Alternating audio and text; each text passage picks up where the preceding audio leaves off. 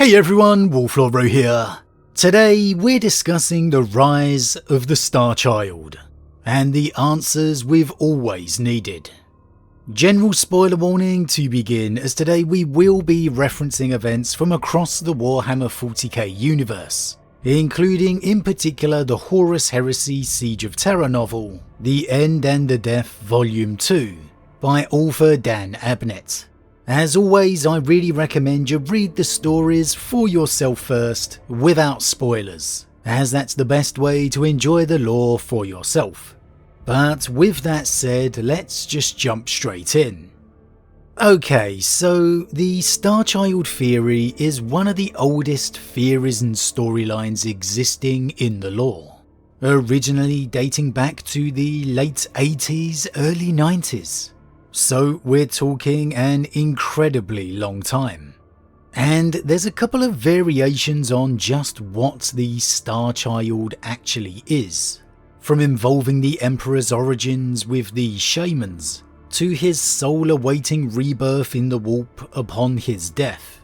And it can be quite confusing at times, especially for newer fans to get your head around it all, with so much of it being old lore or seemingly forgotten or retconned.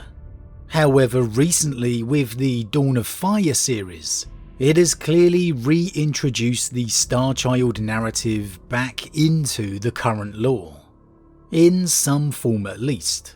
Within the novel Throne of Light, we were told of visions being sighted across the Imperium's astropathic relay network, of a golden infant, and a radiant being rising from his throne of light. And we saw the forces of chaos, namely Corphaeron and the Hand of Abaddon, leading attempts to stop this prophesied awakening of the Star Child. And within the Martyr's Tomb, a Black Templar was overcome with a vision of a burning throne, wreathed in chains. The forces of chaos reaching out to destroy the Emperor's light, and golden eyes opening in the face of a child, the eyes filled with ancient knowledge. So it's undoubtedly a rebirth of the Star Child narrative into the current lore. In some aspect at least, a part of the Emperor's spirit, soul or power is being or has been birthed within this child. But what exactly is this Star Child? Is it a new Emperor? The Emperor? Or what? Do we need to dive into the old lore for answers? And well, no, it appears we don't, as we may well have received our answer within the Horus Heresy series, specifically the Siege of Terra, and Volume 2 of The End and the Death. Here, the Emperor had been drawing upon the Wolf to increase his power, essentially growing to become a god, to be able to have the might to defeat Horus, who of course was infused with the full might of the ruinous powers. However, the Emperor was talked out of this route by an encounter with Alanius Pearson, Loken, and their compatriots, deciding that even if it meant certain defeat, it was a fight he must face as a man, the simple human being he has always been. That to do so as a god was to become no better than the ruinous powers themselves. And so the Emperor cast off the unimaginable power of his near godhood, the prophesied Dark King. And it's after this, thanks to an observation by a dying and suffering Malcador the Sigillite upon the Golden Throne, Malcador the hero should I say, that we learn the Emperor also cast off a part of himself. For my King of Ages has done more than divest himself of godhood. In that shockwave of warp light, I saw something else, something perhaps only I was in a position to see. He has cast aside a fragment of himself. My lord and friend has broken off a part of his soul.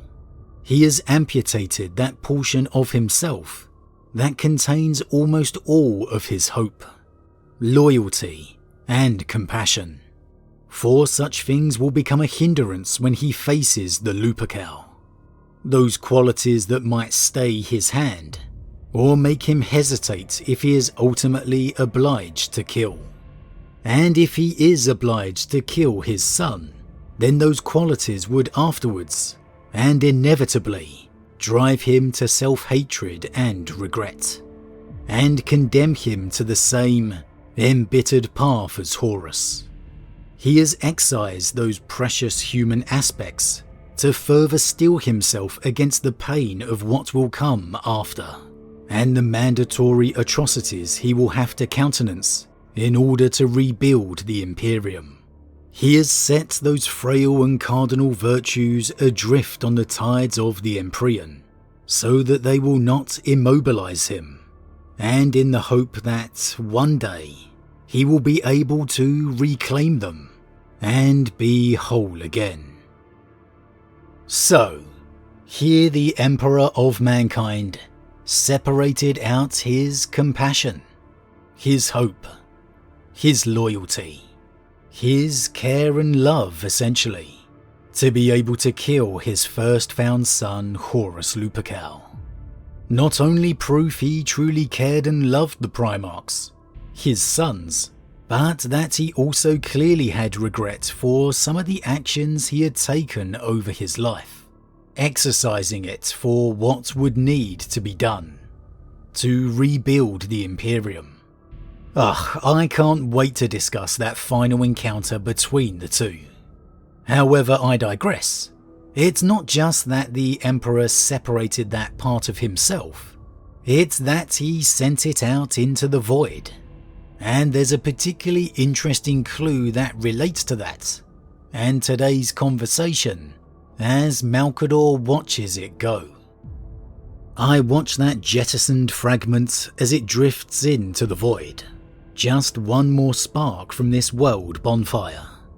All his hope, his mercy, his grace, his love cast into the lightless tracks of space and time. That fragile asterism will, as cosmic ages turn, slowly grow by coalescence of emotion and belief, just as the powers of chaos grow. It luminesces briefly, just a speck of hermetic fire against the shrouded pinpricks of the Milky Way, like an infant sun or a child star, and then it is gone and lost from view. I am profoundly struck by his sacrifice. I would weep if I could. I would weep for my friend. And there it is. Child star. A simple coincidence on choice of words? Child star, star child, or an absolute hint? There's absolutely nothing done by coincidence here. Mr. Dan Abnett poured out 3 monumental volumes of this finale for us. There's absolutely nothing left to coincidence. As Malcador described in the lines before, this part of the Emperor's soul would grow, fueled by the emotions and belief, just as the powers of chaos are. So it certainly appears the Star Child, at least in my opinion, is a portion of the Emperor's soul. This portion, apparently the most human-esque aspects of it, the good virtues anyway. Not a new Emperor, but a portion of the Emperor that needs to be reclaimed, as Malcador said, in the hope that one day he will be able to reclaim them and be whole again. Now, what does that mean when it's found? I'm not too sure, but at least we know in all likelihood what the Star Child is. This manifested and grown portion of the Emperor's separated soul. You can certainly see why visions of the Emperor standing from the throne accompany those of the Star Child. as it's clearly a part of himself the Emperor needs back. Quite possibly a reunion that could empower him to leave the throne, to truly be reborn. Not as some new figure, but in a way as the Emperor, the soul he used to be. It could very well be the salvation of the Imperium, something the Emperor's been waiting for since the end of the Heresy. Who knows, maybe that's what Russ and Valdor were tasked with, the finding or safeguarding of this soul shard, as it were. I don't know about you, but I love the idea of Russ having been defending his father's soul this entire time, waiting for the time to try and bring it back safely to his father, to the Golden Throne. Maybe that's exactly what Valdor and Russ have been up to within the Immaterium. There was a part of me that wondered if it was this aspect of the Emperor that we saw during the Guilliman-Mortarion confrontation in Godblight.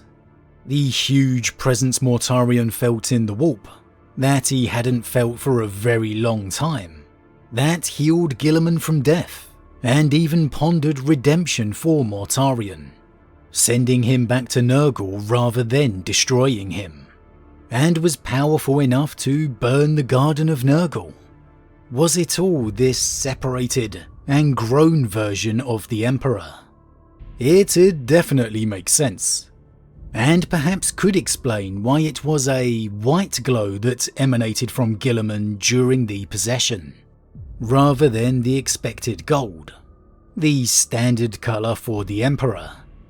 Could this have been the first sighting of this other aspect, shard of the Emperor's might?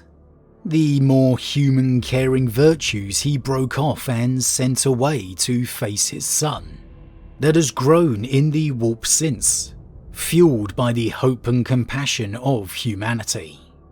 It's possible, but definitely more theorizing at this stage, as the visions of the Star Child have very much had the standard golden eyes and aura within the Dawn of Fire series, not white. So I think it is more likely Godblight was just the Emperor we have always known, the one upon the Golden Throne. But hey, who knows what developments will come our way. But overall, at least it appears we could in fact actually know what the Star Child likely is. It is quite simply the broken off shard of the Emperor's soul. The hope, the love, the compassion that he sent away before facing Horus, so he could do what needed to be done. So regret wouldn't eat away at him. Where's it all going to go? Only time will tell. But as always everyone, what do you think? Is this aspect of the Emperor during the siege indeed the future Star Child? Is that reference of a child star absolutely intended to be a hint? Or do you perhaps still feel it's nothing but simple coincidence, even despite the many setups and references laid within the end of the Siege of Terra? If indeed it is this aspect of the Emperor, what do you feel will happen upon their reunion, if indeed it does happen? Or do you feel it will ultimately be prevented by chaos? That it has to be, because the Emperor can never leave the Golden Throne? As always everyone, leave your thoughts in the comments below. Huge thank you to all my subscribers, your support truly means a lot to me, it really does. If you're new, please consider subscribing to help the channel grow. And if you enjoyed this particular vid, then why not drop a like on it too. But with that said, I am off, and I'll see you all again real soon.